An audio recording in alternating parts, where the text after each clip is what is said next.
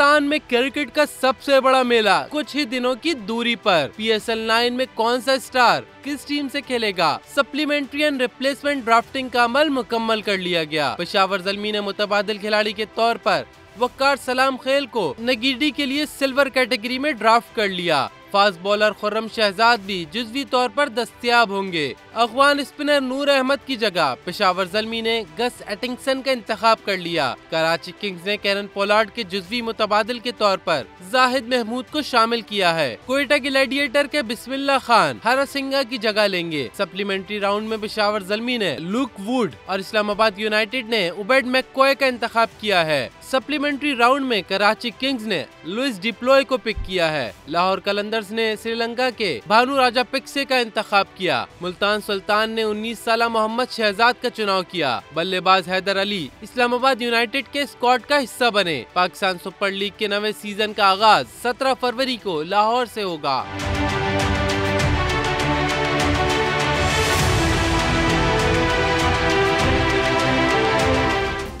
Subscribe करें और bell दबाएं ताकि कोई खबर रह न जाए।